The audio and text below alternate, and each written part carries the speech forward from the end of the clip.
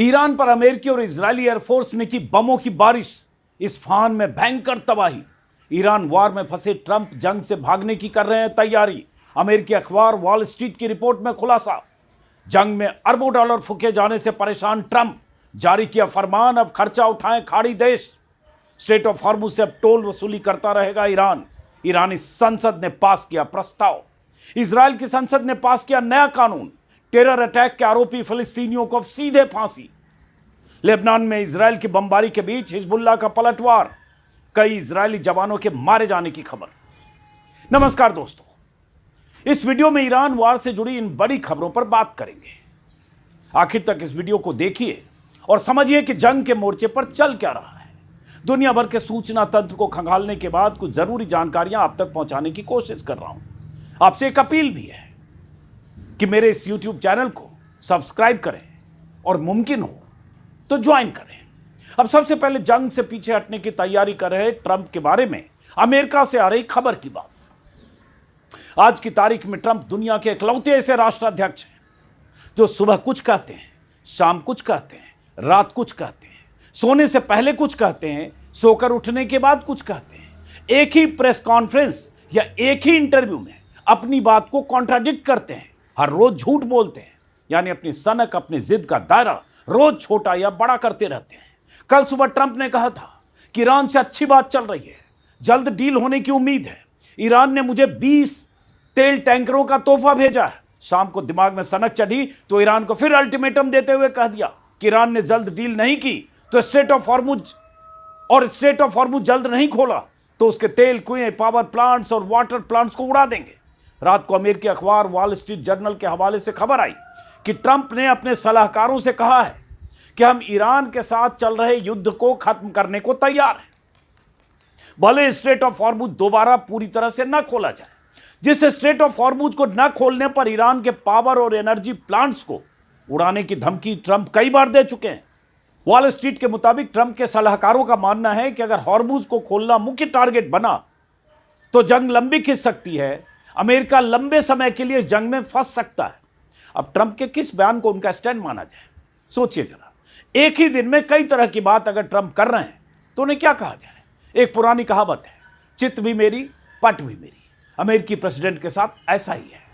Trump administration के मुताबिक America के मुख्य मिलिट्री टारगेट हैं ईरान के मिलिट्री पावर को कमजोर करना, उसके मिसाइल और डिफेंस सिस्टम को नुकसान पहुंचाना, बर्बाद करना, ईरान के न्यूक प्रोग्राम को रोकना और धीरे धीरे जंग से निकलना।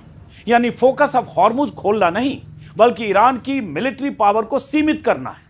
WSJ की रिपोर्ट के मुताबिक अमेरिका खुद हॉर्मुज को खोलने का पूरा जिम्मा नहीं लेना चाहता। वो चाहता है कि यह काम अन्य देश करें या अंतर्राष्ट्रीय प्रयासों के जरिए किया जाए। खबर में कहा गया है कि अब योजना यह है कि तेहरान पर डिप्लोमेटिक दबाव बनाकर हॉर्मुज में फ्री नेविगेशन सुनिश्चित की जाए। अमेरिका अब चाहता है कि खाड़ी देश भी हॉर्मुज खुलवाने के संघर्ष का नेतृत्व करें। यानी ईरान पर हमला करके जंग अमेरिका ने शुरू की। अब जब ईरान में उसकी गर्दन फंस गई है, धमकियों और चेतावनियों से स्ट्रेट ऑफ हॉर्मुज खुलवाने में जब नाकाम हो रहा है तो अपनी गर्दन निकालकर जंग से एग्जिट करने के रास्ते तलाश रहा है। हालांकि ट्रंप ने यह बात कल रात कही है। अब आज जब सोकर उठेंगे तो क्या कहेंगे कोई नहीं जानता। कुछ दिन पहले भी जब स्ट्रेट ऑफ हॉर्मुज खुलवाने के लिए नेटो देशों ने अपनी युद्धपोत भेजने से इनकार कर दिया था, तब बौखलाहट में ट्रंप ने न सिर्फ उन्हें कायर और पेपर टाइगर कहा था बल्कि यहां तक कह दिया था कि इस रास्ते से अमेरिका का कोई लेना देना नहीं, हम तो इधर से तेल मंगाते ही नहीं है। जिन देशों को इस रास्ते से तेल का व्यापार करना है वो जाने कि वो कैसे खुलवाएंगे। अगर उन्हें अमेरिका की मदद चाहिए तो हम तैयार हैं। ऐसे बयानों के बाद फिर ट्रंप ने ईरान को कई बार अल्टीमेटम भी दिया और अमेरिका ने खाड़ी में बड़े पैमाने पर अपनी फौज की तैनाती भी कर दी है। अमेरिकी अखबारों के हवाले से लगातार ये खबरें आ रही है कि अमेरिका ईरान के सबसे बड़े तेल एक्सपोर्ट सेंटर यानी खार्ग आइलैंड पर कब्जे की तैयारी कर रहा है ताकि स्ट्रेट ऑफ हॉर्मुज खुलवाने के लिए ईरान पर दबाव बनाया जा सके। अमेरिका में जिस तरह से लाखों लोग सड़कों पर उतरकर ट्रंप की सनक का विरोध कर चुके हैं, जंग से पीछे हटने और ट्रंप के इस्तीफे तक की मांग कर चुके हैं, उससे भी ट्रंप प्रशासन में बेचैनी है। अपने ही देश में ट्रंप को भयंकर विरोध का सामना करना पड़ रहा है और इधर अमेरिका को इस बात का डर है कि स्ट्रेट ऑफ हॉर्मुज की भौगोलिक स्थिति और वहां की जबरदस्त तैनाती अमेरिकी फौजियों के लिए किलिंग जोन बन सकती है। जैसा कि कई अमेरिकी अखबार लगातार लिख रहे हैं, ट्रंप को आगाह कर रहे हैं। यही हाल खार्ग आइलैंड का भी है। ईरान बार बार कह रहा है कि हम तो अमेरिकी फौजियों के लिए जमीन पर उनका इंतजार कर रहे हैं। यही वजह है कि ट्रंप धमकियों और चेतावनियों के गोले दागकर ईरान को स्ट्रेट ऑफ हॉर्मुज से पीछे धकेलना चाहते हैं, लेकिन ईरान को सुनने को तैयार नहीं है। अब ईरान पर हुए अमेरिकी हमले की बात। ईरान के इस्फहान इलाके को अमेरिका ने एक बार फिर टारगेट किया है। अमेरिका ने 2000 पाउंड यानी लगभग 907 किलोग्राम वाले बंकर बस्टर बम से हमला किया। अमेरिका का दावा है कि अंडरग्राउंड ठिकानों को तबाह करने के बाद ऐसे कई बम इस्फहान में IRGC के ठिकानों पर गिराए गए हैं। इन हमलों की वजह से बड़ा विस्फोट हुआ, फिर सेकेंडरी ब्लास्ट शुरू हुए और कहा गया कि डिपो में रखे हथियार और मिसाइलें भी खुद ब खुद फटने लगी। नतीजा क्या हुआ आप स्क्रीन पर इस वीडियो में देख सकते हैं। आग की बड़ी बड़ी लपटें, आसमान में धुआं। वीडियो में ऐसा दिख रहा है कि रात में एक के बाद एक ब्लास्ट होने के बाद वहां की तस्वीर कैसी है। इस हमले के बाद ट्रंप ने खुद ही ट्रुथ सोशल पर बिना कोई कैप्शन लिखे वीडियो भी शेयर किया, यह जताने के लिए कि हमने कितना बड़ा हमला किया है। इस्फहान करीब 23 लाख की आबादी वाला शहर है। वहां बद्र मिलिट्री एयरबेस भी है और ईरान की न्यूक्लियर फैसिलिटीज भी है। इस्फहान में ईरान का एयर डिफेंस सिस्टम भी तैनात है। हालांकि इस्फहान पर पहले भी इतनी बार बमबारी हुई है कि पता नहीं वहां क्या सलामत है और क्या तबाह हुआ है।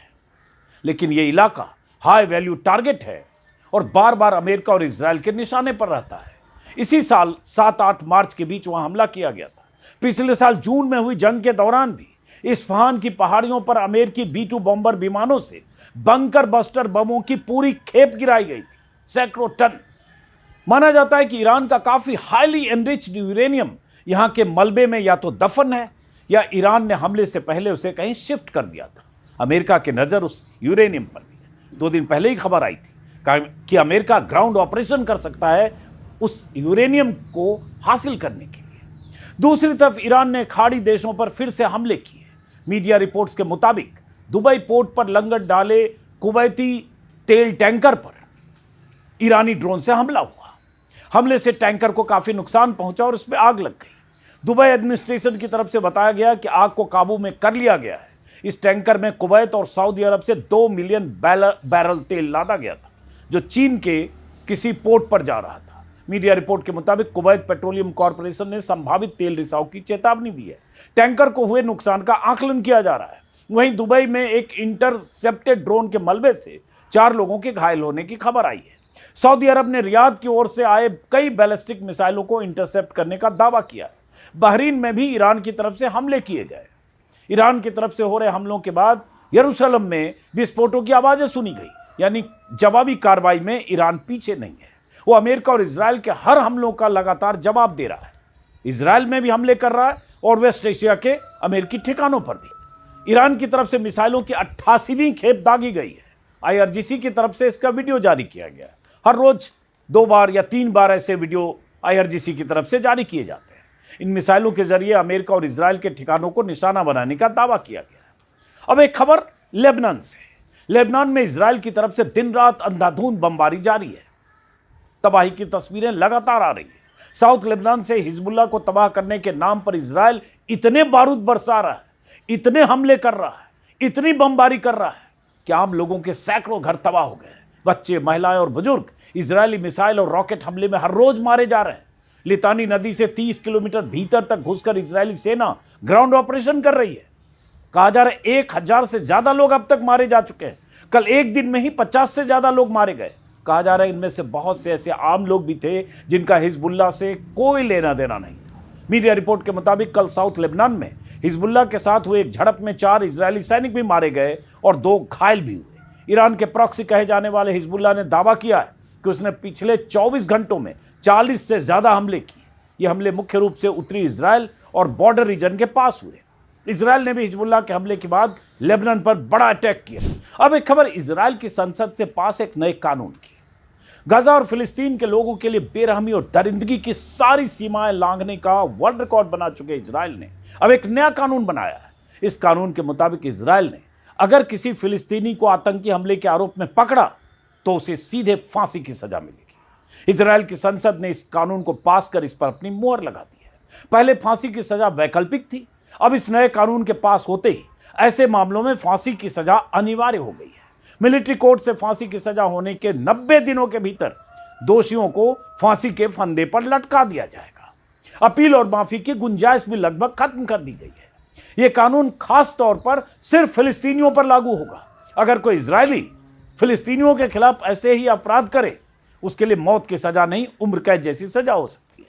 दुनिया भर में इस कानून को भेदभावपूर्ण और गलत बताया जा रहा है। प्रधानमंत्री बेंजामिन नेतन्याहू खुद संसद में इस कानून के पक्ष में वोट देने पहुंचे। इस बिल के समर्थन में 62 सदस्य थे, विरोध में 47। बिल पास होते ही इजराइल की संसद में जश्न मनाने की तस्वीरें भी आई। सबसे ज्यादा जश्न मनाया इजराइल के नेशनल सिक्योरिटी मिनिस्टर ने। यह कानून उनकी पार्टी का पुराना एजेंडा था। कानून पास होते ही उन्होंने शैंपेन की बोतल खोली, लोगों के बीच डेजर्ट बांटकर जश्न मनाया। CNN की रिपोर्ट के मुताबिक नेतन्याहू पहले इस कानून के खिलाफ थे, क्योंकि उन्हें गजा में इजरायली बंधकों पर बदला लिए जाने का डर था।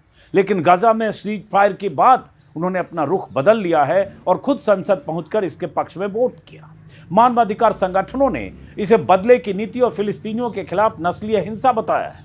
फिलिस्तीनी लीडरशिप समेत कई यूरोपीय देशों ने इसे अंतर्राष्ट्रीय कानून का उल्लंघन बताया है। लेकिन इजराइल को इन सब से क्या फर्क पड़ता है? इजराइल के सिविल राइट्स संगठनों ने भी इस कानून के खिलाफ हाईकोर्ट में याचिका दायर की है। इजराइल में विपक्ष के नेता ने इस कानून के विरोध में कहा कि हम हमास जैसे नहीं हैं। हमने यहूदी राज्य इसलिए नहीं बनाया कि हम कट्टर इस्लाम की नैतिकता अपनाएं। यह कानून कहता है कि अगर वो हमें मारने आए तो हमें भी हत्यारों जैसा बन जाना चाहिए। अब एक खबर ईरानी संसद से पारित एक प्रस्ताव की, स्ट्रेट ऑफ हॉर्मुज की। ईरानी संसद की नेशनल सिक्योरिटी कमेटी ने हॉर्मुज में टैक्स वसूली के लिए या कहीं टोल वसूली के लिए बड़ा प्लान पास कर दिया है। इसका नाम है straight of Hormuz management plan.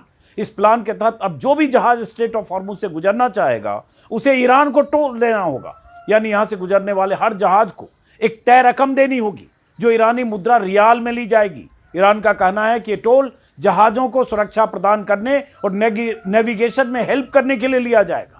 हालांकि उनके इस प्लान के मुताबिक अमेरिका और इजराइल के जहाज़ों को इस स्ट्रेट से गुजरने की अनुमति नहीं होगी। ये कानून अभी कमेटी में पास हुआ है। पूरा कानून बनने के लिए अब संसद में वोटिंग होनी है, फिर गार्जियन काउंसिल की मंजूरी होगी, फिर राष्ट्रपति के दस्तखत की जरूरत होगी। लेकिन ईरान ऐसा माहौल बना रहा है कि अब स्ट्रेट ऑफ हॉर्मुज में फ्री नेविगेशन नहीं होगा, अब वहां उसका नियंत्रण होगा, टोल नाका होगा, चुंगी होगी। पहले भी मैं कई बार वीडियो में ये बात बता चुका हूं कि स्ट्रेट ऑफ हॉर्मुज का जो वो संकरा पैसेज है 32-33 किलोमीटर का, उसमें 12 नॉटिकल माइल तक ईरान का टेरिटोरियल वाटर है और ईरान वहां चुंगी नाका लगाकर बैठ गया है। अब यही बहुत बड़ा सवाल है कि अगर ईरान इसी तरह से खूंटा गाड़ कर बैठा रहा और इस तरह से उसने कानून बना दिया तो आने वाले दिनों में क्या होगा, इस पर नज़र होगी।